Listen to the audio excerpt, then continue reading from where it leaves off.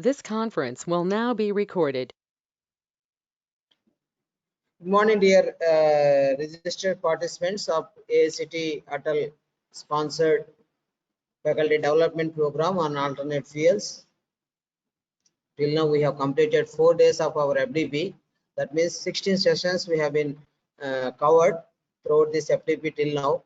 And all the sessions were very nice, informative and knowledge sharing, and they have given so much of research scope, especially on the alternative fuels. And yesterday evening session also we had attended. Dr. Puli Ravikumar sir, he has taken the third session of the yesterday.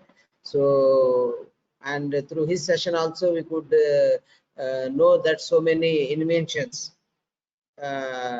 he has explained to us. Now we are very much privileged to have an expert today for first session, Dr. Venu Babu from Canada. So yeah, so that is what. And let me tell you about the today's sessions. First session will be having this that will be taken by Dr. Venu Babu sir. He's from Canada. And second session will be on renewable energy sources as per the time, as per the schedule. And third session will be having the validatory function, and followed by the test we will be conducting for half an hour. So this is about the today's schedule. And now yeah, so before we start this session, I would like to introduce our expert sir. Dr. Venu Babu Borugada is a MITSCS MITAX Industrial Postdoctoral Fellow in Catalysis and Chemical Reaction Engineering Laboratories at the Department of Chemical and Biological Engineering, University of Saskatchewan, Canada. Before joining at the University of Saskatchewan, he was an assistant professor ad hoc in the Department of Chemical Engineering at NIT Calicut, Kerala. He has received his PhD degree in 2016 from the IIT Guwahati, and he did Masters of Technology from the same institute with Petroleum Refinery Engineering specialization in 2011. He has got 10 years of research experience, especially in biomaterial processing, biolubricants, production of carbon neutral fuels and chemicals. Currently, the focus of his research interests in the production of advanced biofuels through hydrothermal liquefaction.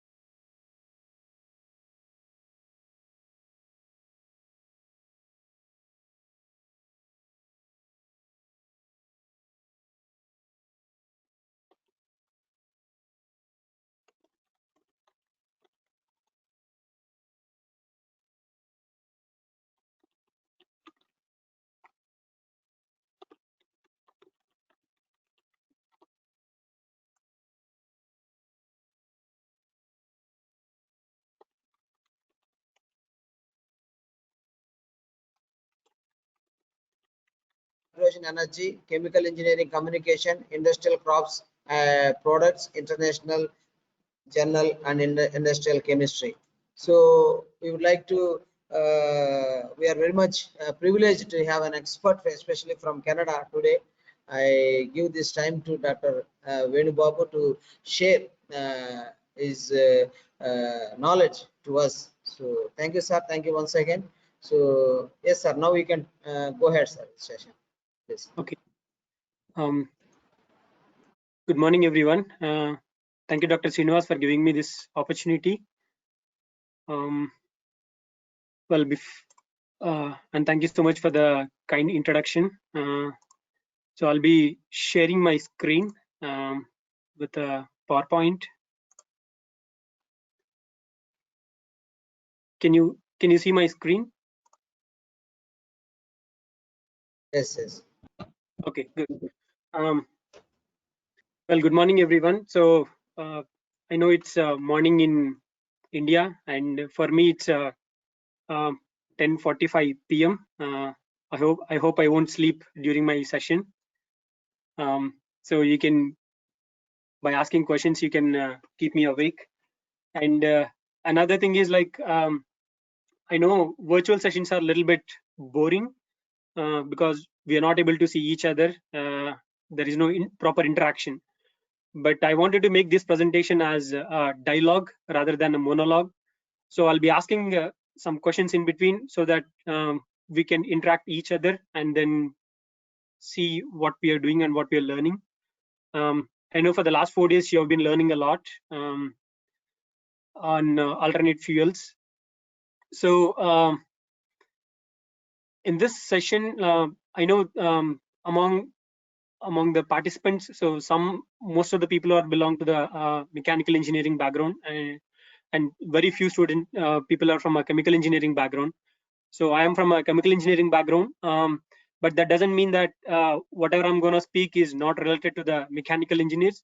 So this topic is useful for everyone, no matter whether you are a chemical engineer or a mechanical engineer or chemistry, whoever it is. So the basic aim of my talk is to in alternate fuels. I know we found a lot of alternate fuels like biodiesel and biopetrol and different things using different biomasses. And you must be produced a lot of things like with using a catalyst. So you come up with a different process, but how you can take that process from your laboratory scale to the industrial scale. So how you can do that? What are the elements needed? And so these are the things that we'll be mainly focusing on. So that's why the title of my presentation is Techno-Economic and Life Cycle Assessment for a green diesel and gasoline production from Fischer-Tropsch process. So I'll be taking detailedly one by one so that you'll understand what I'm talking about. So this is the presentation outline for my presentation. I'll be introducing about the topic and some experimental section. So we'll be learning what is a techno-economic analysis and why it is important. And at the same time, so what is life cycle analysis and what is its significance? And I did some studies on using a Fischer-Tropsch process to produce a biodiesel and gasoline, which is a petrol. And I'll be discussing those results and summary, references, and acknowledgements at the end. So before I get into this presentation, I wanted to hear from you. You've been learning a lot of things for the last 4 days. What are the different technologies that you are learning, you have learned for the last 4 days for the alternate fuels production? I wanted to hear from you.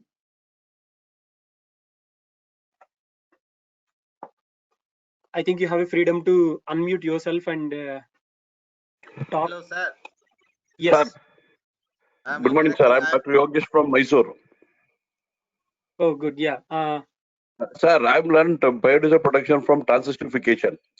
Okay. Transesterification is a one technique. Good. Okay. Yes. So what are the where other? we can produce the we can produce the biodiesel from transesterification. Now we are thinking of super critical process. Thereby, we can reduce the time for the transesterification what is taking in the biodiesel production. That we learned over the period of time, sir. Okay, good. So, is there any other techniques apart from transesterification, like pyrolysis, hydrothermal liquefaction? Pyrolysis. Yes, sir. Emulsification. Okay. Emulsification. Cracking, thermal cracking. That's the pyrolysis, but thermal cracking. Thereby, we can produce the biodiesel. Yes, sir. Okay. This is Okay. some of the Thank you. what I learned over this FTP, sir. Okay. Thank you. Thank you.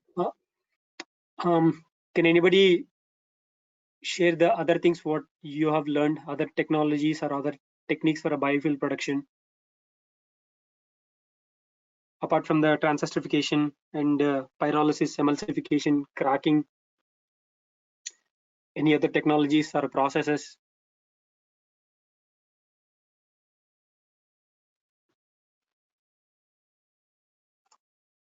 I'm sure you all can talk.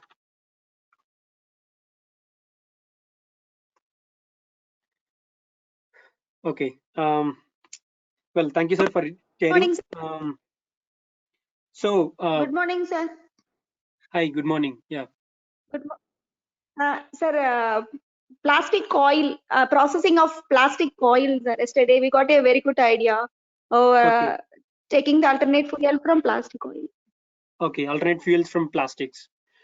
So yeah. So you have learned like using a different processes and different feedstocks, and as well as like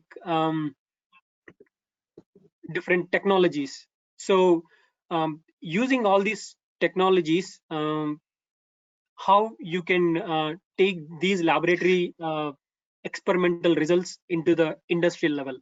So that is what we are mainly focusing in this presentation.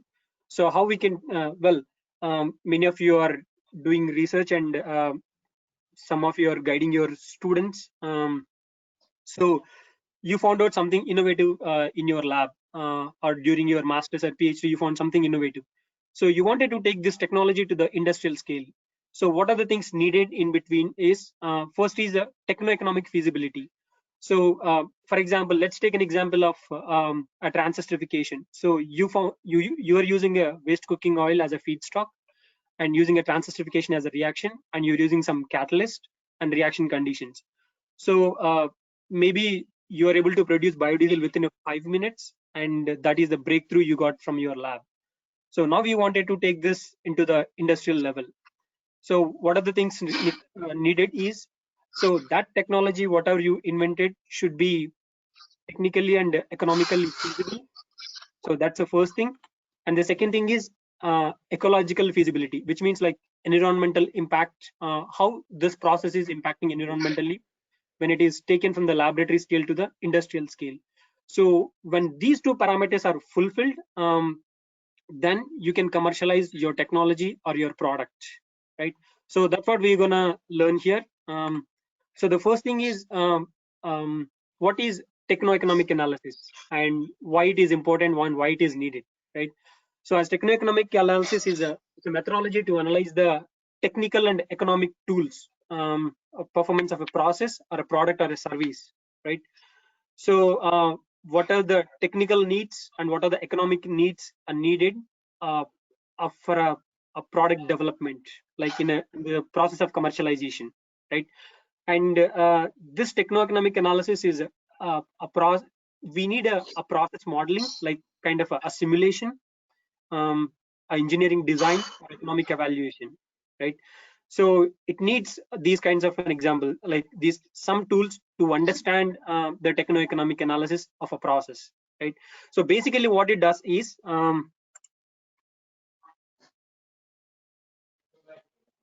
so basically it evaluates the commercial aspects of the process or a product developed at the laboratory, so that by examining the research and development, and at the same time demand areas in terms of cost. So how much it costs, so how much will be the benefit if I commercialize this product, so what is the risk involved in the starting of this industry, or what is the uncertainties, and how much time it will take to start the industry, and what kind of benefits I'll get.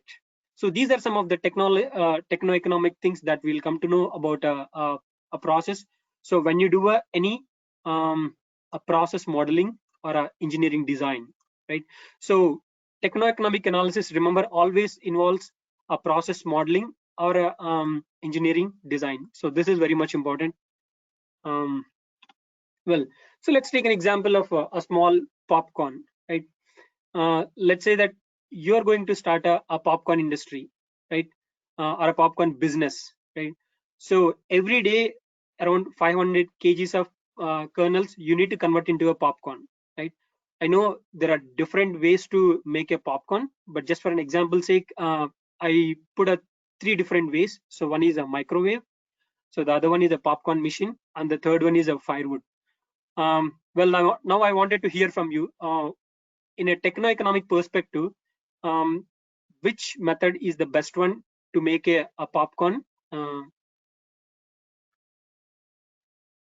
So I wanted to hear from you. So what do you think is the best method to make a popcorn? If you consider for a 500 kgs of popcorn you need to make every day. Popcorn machine. Sorry. Popcorn machine. So why? So what are the parameters involved for deciding a popcorn machine? Plus time constraint. It takes less time. Okay, good, great. Less time. Maybe involves less amount of energy. Less amount of energy. Well, how can you say that the popcorn machine will take a less amount of energy in compared to the microwave, because both are running using the electricity? Sir, Yeah, but what you I, mentioned is correct, like less time and less amount. Yeah, so what are the other parameters? sir, it is a continuous process, and microwave and firewood will be a batch. Great, awesome, that's great. It's a great idea. Yeah, so popcorn machine is a continuous process and microwave is a batch process. Yes. Any other? And it is also energy efficient because it is a closed container and hygienic, as it is food. So it's hygienic also. Okay, good. Yeah, Maybe so it is economically possible. which one? Economic. Machine is economic, considered to be Yeah. economic. Yes, yeah. So, well, see, so there are a lot of parameters are there in between before you decide something. So these are some of the things, like what is the cost of a popcorn machine or what is the cost of a microwave. So when you want to start a small business, so you need a place. So what is the rent for that building, or the cost of the feedstock, which is the kernels, how much electricity you are consuming, how much money it will you need to invest for the installation, like, and finally when you make a product you need to package and then you need to distribute. So basically there are a lot of issues involved when you want to bring any technology from a laboratory scale to the industrial scale. So here this is a small example I've mentioned so that you'll be able to understand the concept. But usually in a chemical engineering or any manufacturing things, so there are a lot of things that are involved. So this is the one flow sheet that I'll be using throughout this presentation for producing a diesel. So diesel, and as well as gasoline, which is petrol, right? So this is how it looks like, the techno-economic flow sheet using a simulation package. Yeah. So that is about a techno-economic analysis. So then next, what is life cycle analysis? So the life cycle analysis talks about how you are impacting the environment during the process of production. Like, for example, you're taking a raw materials.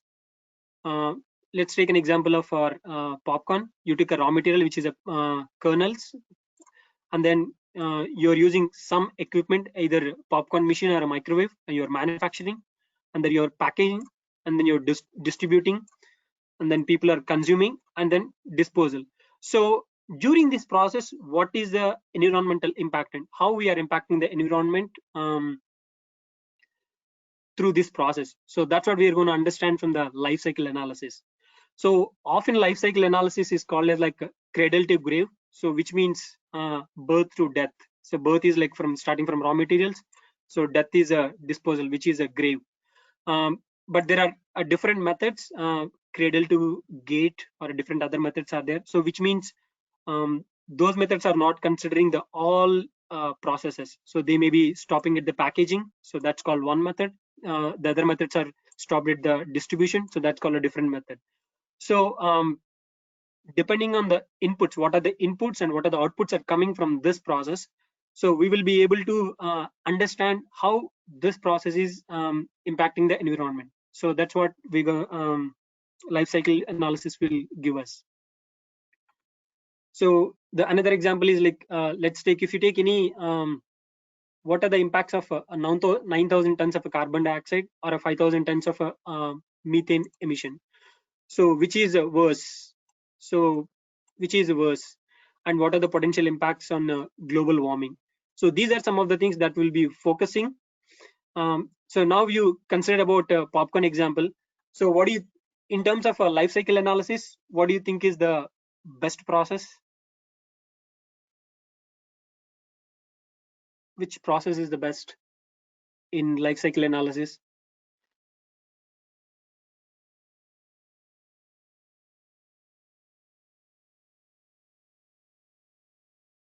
I hope you're all with me, and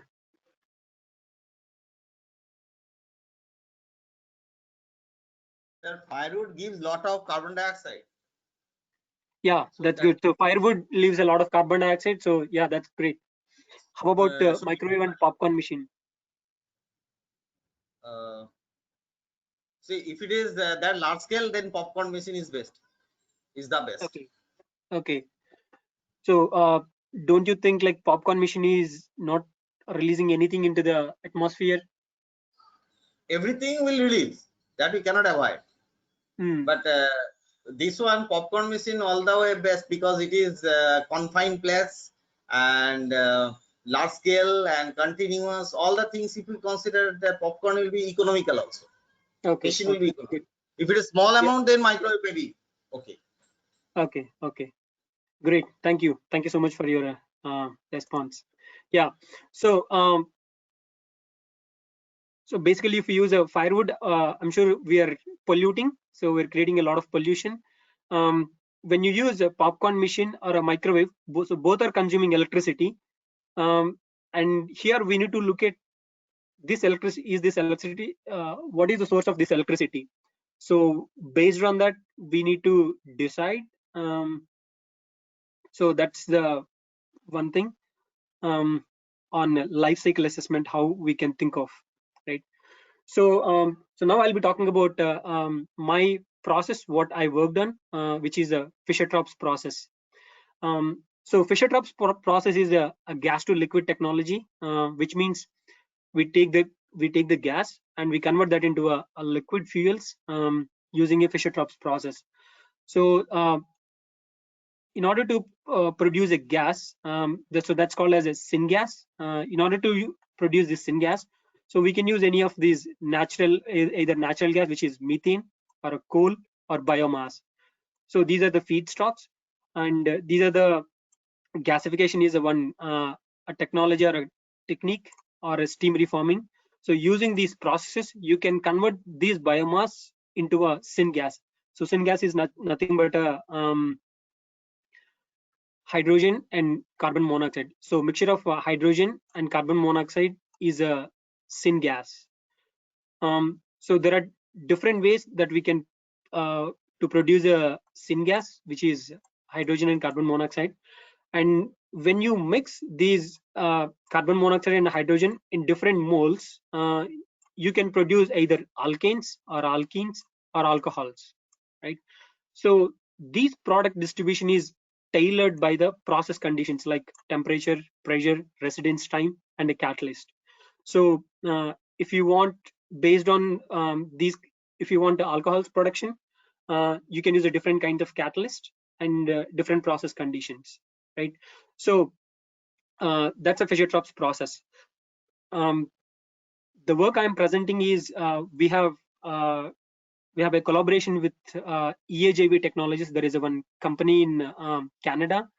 We have a collaboration with that industry, and so those people, what they are doing is they are taking a corn as a feedstock to produce ethanol, right? So this ethanol is produced at this industry, and after producing ethanol, there is a lot of residue, so which is nothing but dry distillers grains. So this is a waste product. However, this product people are using for a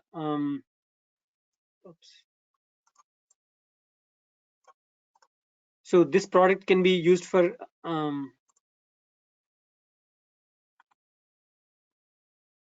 sorry, there is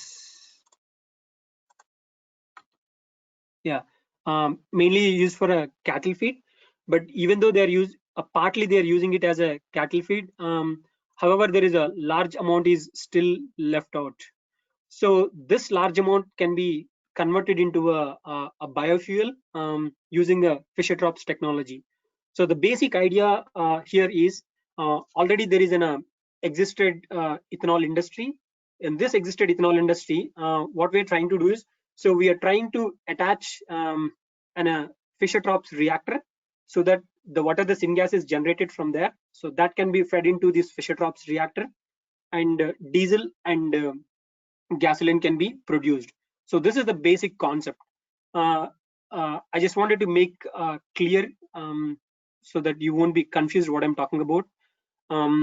So I'm not going to start a new industry. So I'm going to attach one small extension to utilize the byproduct, which is nothing but residues from the corn, to produce diesel and gasoline. So that's what is the project, and these are the things that I'll be discussing here. So this is the a Fischer-Tropsch reactor.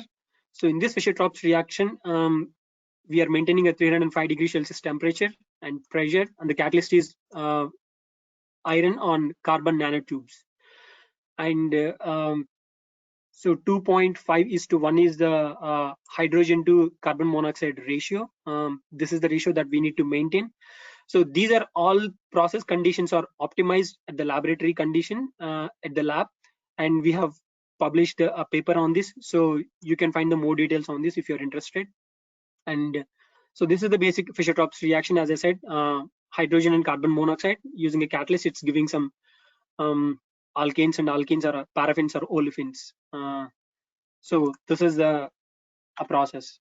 So in this process, so we have a paraffins and olefins with a different carbon number. So you can see here C5 to C20 is a carbon distribution, right? And this is in terms of a mole fraction. And these are my experimental outcomes that I got. So when I get the syngas that I connected to the GC, so that GC will give me all the composition in terms of a mole fraction. And this is my end results after simulation, like C5 to C20. This unit is in terms of kg per hour. So now we'll go to the simulation, and then I can come back to this slide to explain you. So as I mentioned about the techno-economic analysis, we need any simulation engine to find out the technical and economical side of the our process. So I've used Aspen HYSYS as a simulation software. And so in addition to Aspen, this is Aspen HYSYS.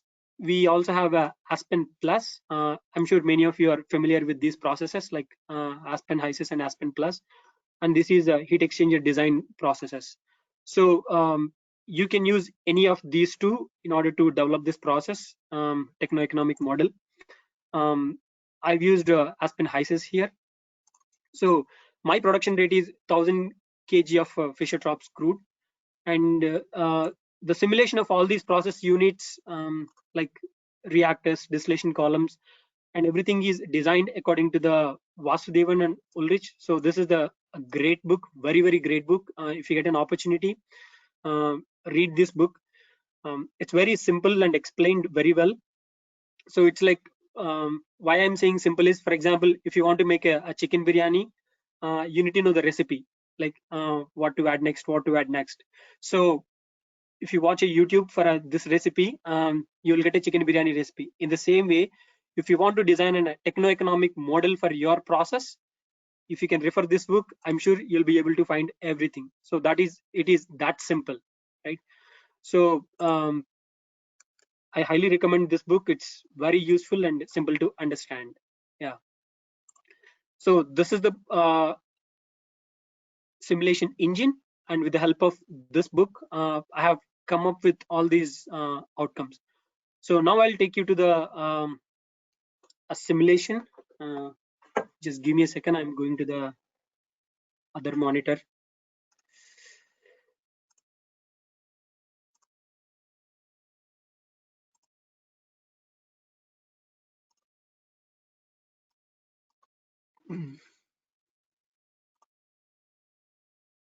Okay.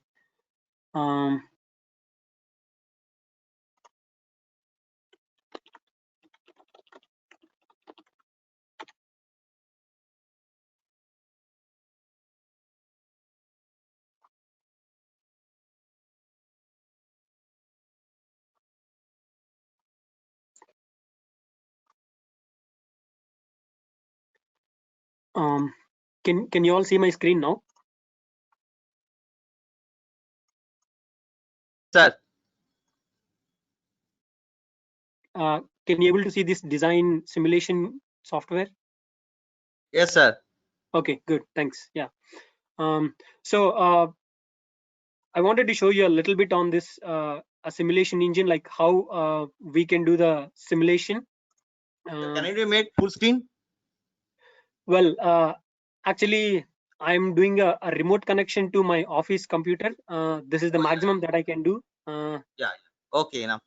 Yeah, sorry about that. Well, but I'll be able to zoom in and zoom out to make people to understand. Okay. So this is a Aspen HYSYS simulation engine.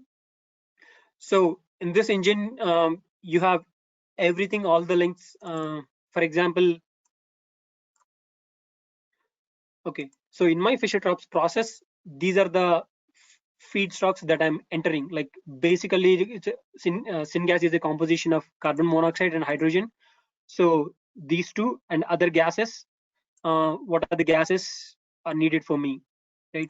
So a lot of compounds are already inbuilt here. If you don't find any compound, you can create that compound with the help of user defined. Like if you can see here, it's a pure component.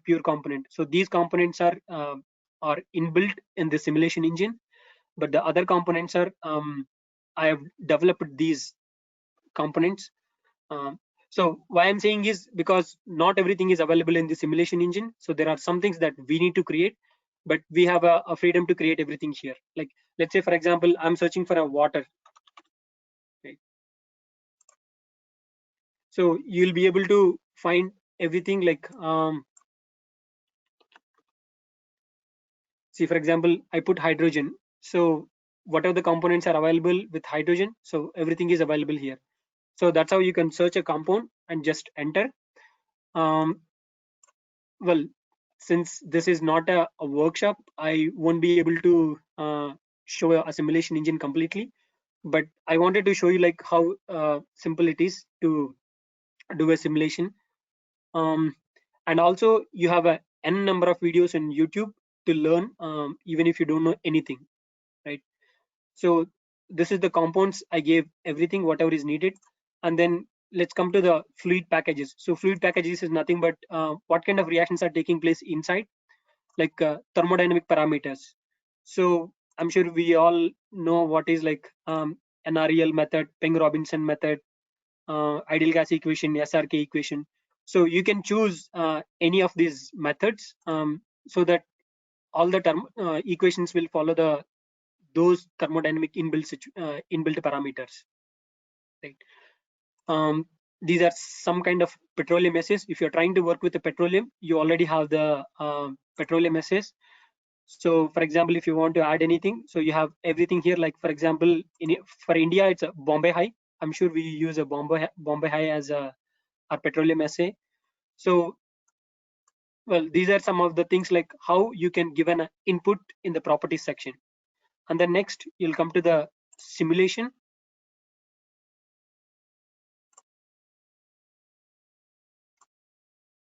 Well, I'm playing around with these things, so that's why it gave a different things. I'm sure I changed some of the things, so that's why it is showing red. Well, so basically here the thing is, what you're trying to do is whatever you have done in the lab, you are trying to do the same thing by like a continuous process by connecting everything. So for example, here my feed is syngas, which is hydrogen and carbon monoxide.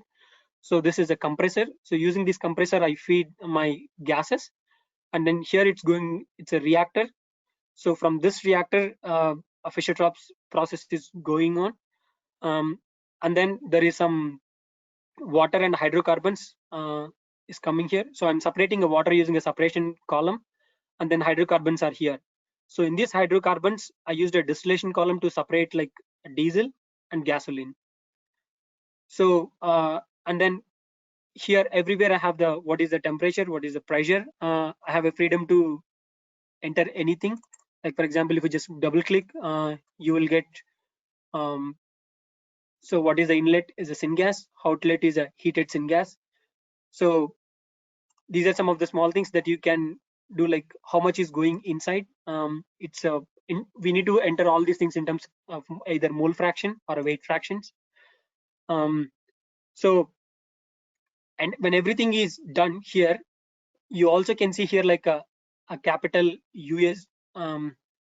So these are different kinds of reactors that are available, and I wanted to show you different kinds of reactors what is available. Like, see, for example, dynamics and control. So you have different kinds of dynamics and control operators. External model, or if you want to use a heat exchangers or a heat transfer, pipings and hydraulics, reactors, separators. So basically, like whatever the things that you wanted to use it in your process, so everything is available here. You can just simply drag them here and then double click it and connect it to the different processes, right? And so this is about technical. So how economics will be calculated is it's also an inbuilt process here, Aspen Economic Analyzer. When you click this button, so it automatically will calculate everything and give you the data.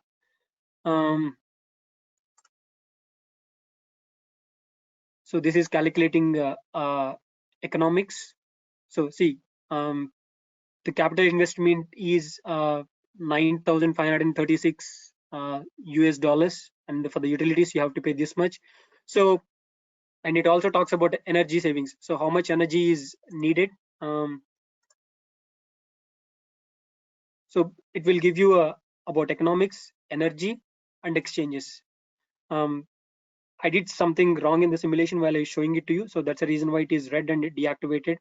That's why I'm not able to show you here, but usually that is the process. It's very straightforward, and you will get all the data directly.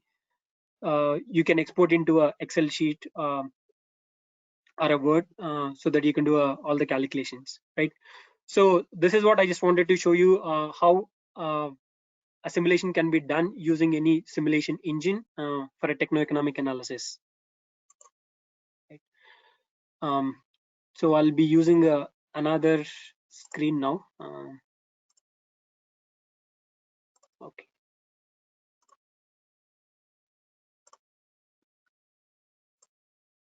Right.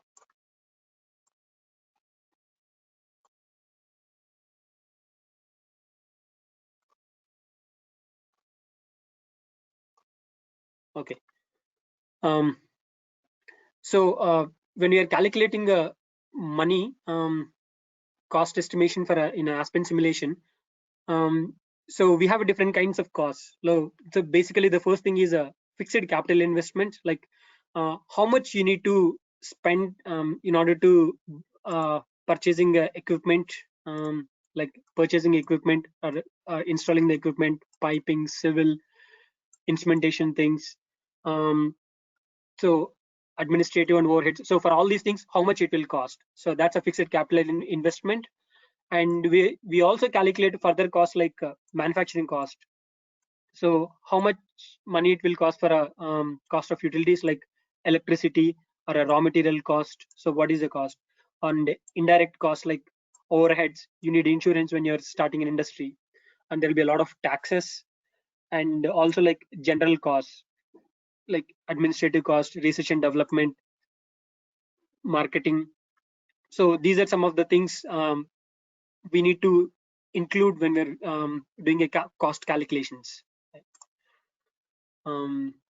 So for our process, when I did like, it will calculate based on the how many reactors or what kind of things that you're using in your entire simulation. Like, so in order to integrate these Fischer-Tropsch process in a ethanol industry, I need 2 compressors and 2 pumps and 1 conversion reactor, distillation column, and reflex for a distillation column, and reboiler.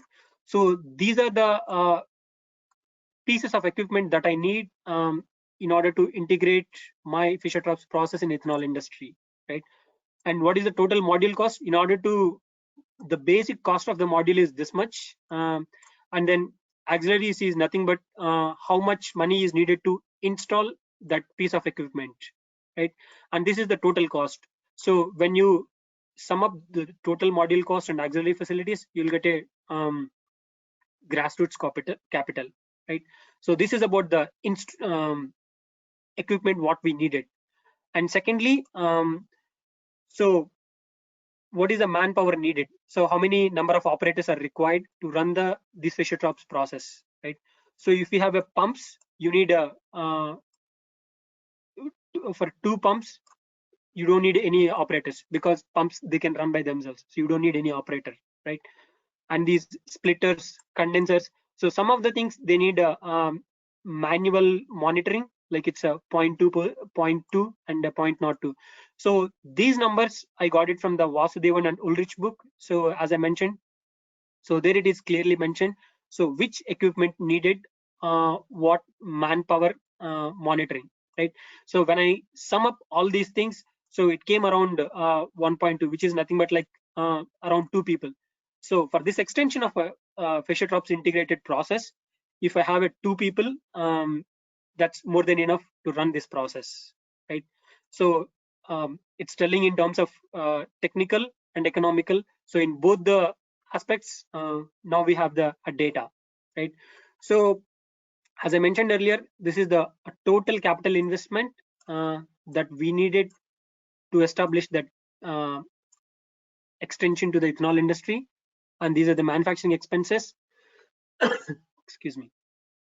And these are direct expenses and general expenses.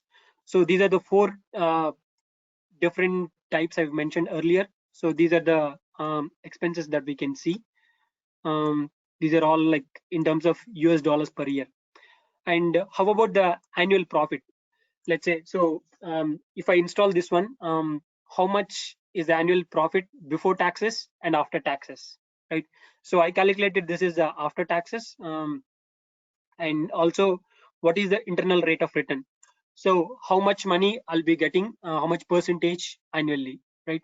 So these are the some of the pieces of information that I obtained from this simulation engine, and as well as using resources from the Vasudevan and Ulrich, right? So now we have completed the techno-economic assessment. So now we are going into the life cycle assessment, right? So in life cycle assessment, in order to produce a diesel and gasoline using a Fischer-Tropsch process, so what is the potential environmental impacts, right? So in this process, we have I've used a waste reduction algorithm as a software tool. So this is from a United States Environmental Protection Agency. It's a free software, anybody can use. It's a very authentic one. So you can go to their website and find, it's easy to access. So these environmental impacts are calculated in terms of global atmospheric impact, that is, which is further divided into 4 different categories, like global warming potential, ozone depletion, acidification, and photochemical oxidation. So this is mainly to the environment, like atmosphere. So global warming, ozone depletion, all these things. So the second thing is human. So what is the impact directly on the humans by ingestion or by exposure, and a toxic potential to the terrestrial things, and also to the aquatic toxicity. So these are the different ways we need to be satisfied or feasible by considering all these impacts, right? So if we show that the potential environmental impact is very less, the less is the impact, the more is the product acceptability, right? So well, in order to do the production of Fischer-Tropsch fuels, here I varied 2 things. So one is a coal. I wanted to use coal as a source of energy, and I also wanted to use oil as a source of energy. So when I try to compare these 2 things, I wanted to look at the environmental impacts. So what is the environmental impact if I use a coal and if I use oil? So global warming potential and ozone depletion. So these are the short forms. So acidification potential seems to be really high, right? This is 3.86 in terms of impacts, potential environmental impact per hour. And whereas if I use an oil, nothing but a diesel or a gasoline, so if I use those sources, it's very less, right? And if you look into the total impacts, coal is really impacting a lot, which is 4.26, and oil is impacting very less, 2.78. So based on these things, I could decide saying that oil is the best one for me to go ahead to produce a diesel and gasoline using a Fischer-Tropsch process, right? And so these are in terms of a numerical. So the positive shows that it is impacting the environment. The negative shows that it is consuming during the production process, right? So this is the total generation of the rate of potential environmental impact within the system from the source of energy, using as a coal or using as a diesel. And the second thing is we also need to find the environmental impact based on the chemicals, what kind of chemicals that we have used in the process. So for example, in my Fischer-Tropsch process, I used hydrogen and carbon monoxide as it is a composition of syngas, and iron as a catalyst, and cupric chloride I used to develop a catalyst, and potassium. So by using these chemicals, what is the impact on these impact categories? So by using a hydrogen, there is none. You can see everything is 0. So there is no impact. So that means I'm not impacting anything to the environment from hydrogen. From carbon monoxide, yes, photochemical oxidation potential, and as well as toxicity potential by exposure, human toxicity potential by exposure, right? So in the same way, by using a chemicals, so cupric chloride is the one of the highly kind of a pollutant on human toxicity potential by ingestion, right?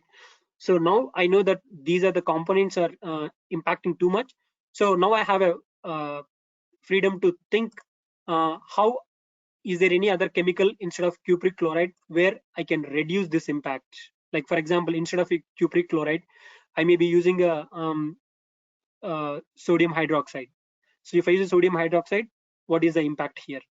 So that's how by playing with the chemicals, you will be able to see the impact and see which chemical is impacting less, right? So those are my techno-economic analysis and life cycle analysis results. So from these, what I could interpret and conclude is, so Fischer-Tropsch fuels are eco-friendly, like in terms of global warming potential and ozone layer depletion, based on the chemicals used for the process, and based on the total generation rate within the system and energy source. So acidification potential is the highly showing an impact on the environment, right? So I need to take really good care of acidification potential by choosing a source of energy, right? And also life cycle assessment showed me that the human toxicity potential by ingestion and terrestrial toxicity is due to the chemicals what I used for the catalyst synthesis. So that's another problem. And waste reduction algorithm was used to understand that catalyst has a more impact compared to the other things, right? So this is about life cycle. And when it comes to the economic assessment, so I need to invest totally $7.2 million US for the integration of Fischer-Tropsch process to the distiller's grain gasification outlet for the production of diesel and gasoline, with internal rate of 107, almost 108%, and with annual investment of $2.1 million US, with a profit of $5.2 million US. So this is what is a profit I'll be getting if I integrate this a piece of Fischer-Tropsch process in the existed ethanol industry, right? So this is how we'll be able to understand and about the technical and economical as well as life cycle analysis impacts about developed in your lab, right? So let's say I talked about the Fischer-Tropsch. So you all are familiar with the transesterification reaction or pyrolysis or other processes. So the same thing can be done even to the transesterification. So let's say you are using a waste cooking oil and waste fats. So these two are feedstocks. So by using any simulation engine, you wanted to compare which feedstock is giving you a more profit, or which using a waste cooking oil or fats. So what is the impact by using this feedstock, or what is the impact using a waste cooking oil as a feedstock? So you also can do a comparative analysis and comparative studies to understand the impacts in technically and as well as economically. So this is what is techno-economic analysis and life cycle analysis. Well, these are the references that I've used for this entire presentation, and I wanted to acknowledge that, like, we want to thank BiofuelNet Canada, who is our funding resource, funding body, and EAJV Technologies is the one with whom we worked for this project, like our industrial partner. And I wanted to thank my professor Ajay K. Dalai for allowing me to give this presentation, and my friend Girish, whom I collaborated with him and worked on this project. Yeah, thank you for your attention. And if you have any questions, feel free to send me an email, or if you have any questions, I'm more than happy to respond to your questions. So once again, thank you, Dr. Srinivas, for giving me this opportunity. I'm really grateful for you. Yeah. So now the session is open for questions. So if you have any questions, feel free to ask.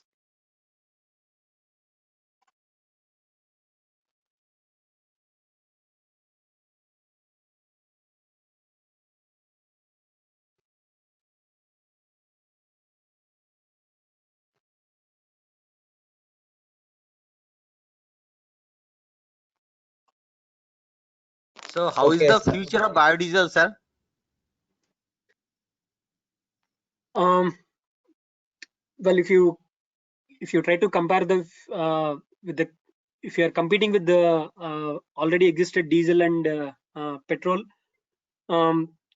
production for the biodiesel is high, and we cannot really compete with the conventional fuels unless if government gives some subsidy to the biofuels. Well, there is a demand for sure. There is a demand for sure. If you see the Paris Agreement, in order to follow the Paris Agreement, in every country there is a mandate to use a renewable fuel in the fuels. So which means there is a lot of demand in the future for the renewable fuels. So that means we need to produce a lot of biofuels, and the technologies are developing, but not fully commercialized. So that's what I wanted to say. So maybe 5% or 10% is blending in the normal fuel, but 100% we won't be able to make it. Sir, is it possible to make it in large scale? Yes, it is raw possible to materials are make a large scale, and even we have some of, well, even in India, we have some of the large plants biodiesel for producing biodiesel, right, in India.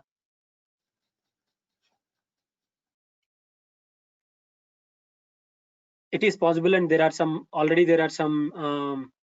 industries is already running. Not only in India, around the globe, there are so many for producing a biodiesel. But sir, it is not available in the petrol pump yet. Well, it is available probably in it is already blended in the fuel, maybe 5% and 10%, but not as Maybe a we pure don't know. biodiesel. But there are some pure biodiesel plants are there, but not completely commercialized. Yeah. Excuse me, sir. Yes, hi. Sir, since it is taking too long for developing these biofuels in economical way, does that means we are not serious enough to make them economically viable? Well, as I mentioned, if you try to compete with, see, for example, the cost of a diesel, what is the cost of a 1 liter diesel right now? It's almost 80 rupees in India. Okay, 50 rupees. 80, If you 80, produce sir. a biodiesel, 80. yeah, 50, 80, sir. 80. 80. Okay, sorry, 80. Yeah, 80 rupees. So if you see the biodiesel cost, it may be 100 rupees per liter, right? Ji. So if you try to compare with the conventional diesel, we cannot compete, right? But in order to support the green fuels, government is giving some subsidies. So when you use these subsidies, then we can try to compete a little bit, but not completely. Sir, but my point is that subsidy is not a long-term solution. Since we Yeah, know that's right. that in future, sooner we get their production in economical way, better it will be. Then why? What I mean to say is, are we not putting enough efforts to bring them to a economical scale of production right now? Let's not depend upon government subsidies. Yeah. Well, still we have conventional fuels, and there is no strong need of biofuels. So that is the reason why we are not able to completely go into the biofuel section. That's what I feel. Yeah, exactly. You're right, sir. When there is a need, for sure we have to go back to the biofuels. If the conventional fuels are not available, then there is no option, right? So that means, But sir, mainly what is happening, all these alternative fuels are only matter of academic discussion. Yeah, so far. Yeah, that's right. But a significant amount of research and development of different pilot plants are going on around the globe to produce biofuels. So, well, currently I'm working with one industry called New Life Green Tech. So we are trying to commercialize the using a hydrothermal liquefaction. We want to produce a biofuel and diesel, gasoline, and jet fuels. So that's what is my current project that I'm working. So that's why I mentioned as I'm a industrial postdoc. So which means I'm working with the industry on other project, but not directly on this project.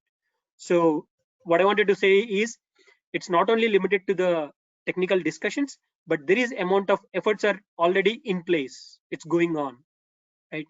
So every time whenever practically, if you're trying to work in the industry, there are a lot of practical challenges you are facing every day. So we need to find a solution for each challenge to overcome all the things and finally to come to the commercial level. So yeah, it's going on. It's not stopped. So that's what I wanted to say. Sir, since biofuels, they have a lot of advantages over conventional fuels in terms of lower emission levels. Keeping apart this cost side, let us say biofuels are a bit costly compared to conventional fuels. If the government bans the use of these conventional fuels, since they are leading to a lot of environmental effects, my question is, will the biofuels their production is sufficient enough to cater to the demands of the global demands? Will biofuels be their production sufficient enough? No. So biofuel production is not sufficient enough to meet the global energy demand. Not yet. Okay. Yeah. Thank you, sir. Yeah, no problem. Welcome. Yeah. Thank you, sir. Thank you very much for clearing our doubts and participants' doubts also. Now, sir is, I think for sir it is, I think so late for him because the timing is fine. different. Like it's only 11:40 p.m. Yeah. So that's why, sir, we are about to close this session. So next session will be at it will be at 12 o'clock. Sir, can you please stop screen sharing, sir? Oh, sorry. Okay. Yeah, so I request all participants, you can unmute your video so that we can take a screenshot from this one. Please request all the participants to switch on your video. So you can have this company educate for. So this is the experience based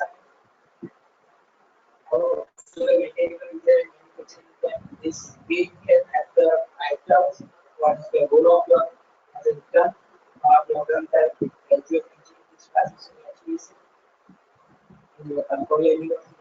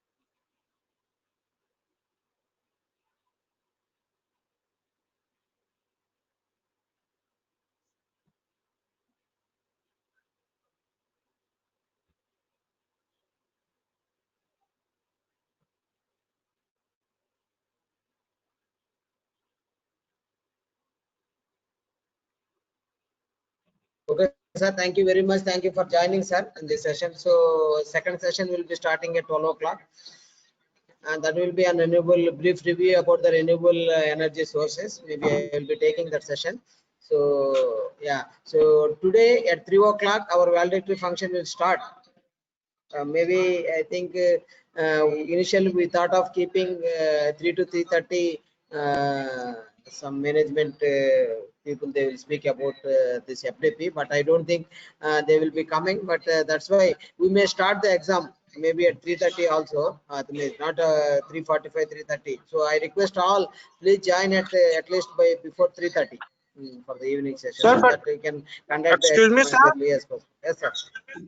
Sir, how will this link be shared? Will it come in our WhatsApp group, or how will it this link shared? Email and WhatsApp, dono. Okay, so we have to just click the link in WhatsApp group, and we will be directed to the Google Forms, right, sir? Directly will be entered into the Google Form, sir. You just submit the, you just click the answers and submit. Okay, sir. Thank you. Okay, sir. Thank you. So I can leave the meeting.